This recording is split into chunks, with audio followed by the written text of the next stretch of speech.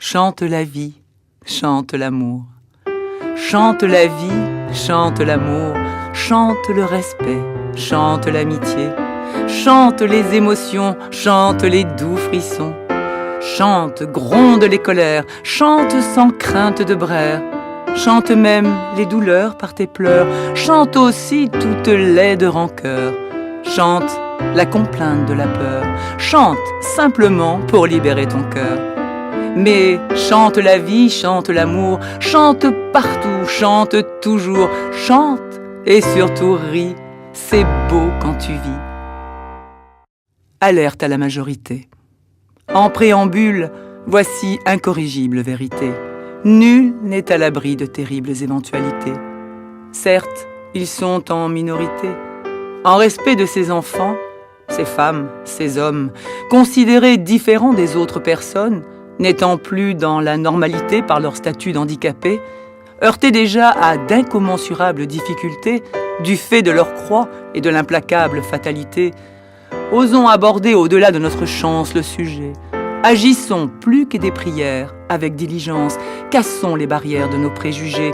Laissons-les en arrière pour avancer. Refusons l'ignorance, n'oubliant pas notre responsabilité pour nous apprendre à aimer, prendre chacun pour ce qu'il est, chacune pour ce qu'elle est. J'invite et pousse bien plus loin la réflexion. Sans fuite, vous pousse, pas en vain, vers plus profond.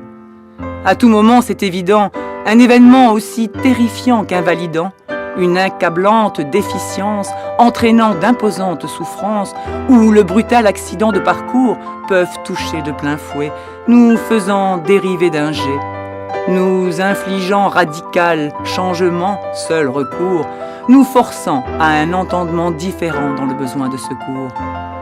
Parachuter alors dans un univers jusque-là inconnu de l'intérieur, délabré du sort, moins fier qu'autrefois de ce qui est vu de l'extérieur, dépouillé naturellement de notre vanité, ramené à la seule vraie réalité de notre humanité, respirant pour autant le même air sur la terre, nous comprendrions à notre tour l'importance des mots dignité, solidarité, et réclamerions que nul ne soit sourd en toute probabilité. Le trou. Situation inconfortable, le trou, à la limite du supportable, dirons-nous.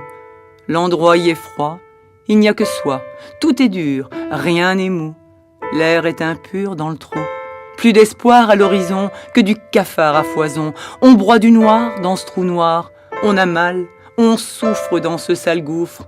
On ne s'intéresse plus aux oiseaux ni au ciel, on ne voit plus le bout de ce fichu tunnel. On a beau gémir, se plaindre de son sort, on a beau frémir, ne plus craindre la mort, parfois pour 1000 raisons, mais surtout à grand tort. Implorer notre Dieu qu'il fasse ce qu'il peut, se tourner, retourner, se recroqueviller, ne plus bouger, pour s'en sortir après le délire, il n'y a pas à dire. Il faut taper du pied pour remonter et du trou vite s'en échapper. Même si l'on a du mal à le croire, après le vide du grand trou noir, réapparaîtra une lueur d'espoir.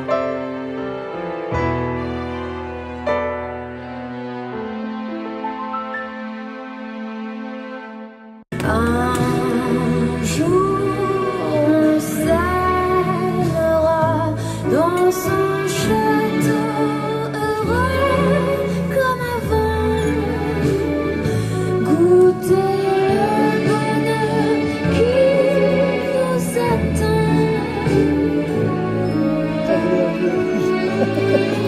Je vous dis que je peux le faire. Je peux faire présidente de la République. Ne me regardez pas comme ça avec des têtes d'abrutis, c'est vexant. Je sais faire autre chose que la cuisine et le ménage. Vous avez tous des activités, pas moi. J'ai réfléchi. Si chacun m'aide un peu, si tout d'un coup j'ai un peu moins de travail à la maison, j'ai suffisamment de temps pour faire présidente de la République. C'est fort possible. Mais enfin, chérie... Oh, toi, arrête. Commence pas ton travail de sape. J'ai rien dit quand tu t'es mis au bowling. Alors tu me laisses faire présidente si tout d'un coup ça m'amuse. La petite fait de la danse, Charles le piano. Du karaté, maman. Certes, enfin en tout cas, peut-être. Vous avez tous des activités, pas moi. Et mine de rien, ça fait un bon moment que je vais regarder la télévision. J'ai très envie de faire présidente de la République. De la République de la France? Oui, tant qu'à faire, de la France.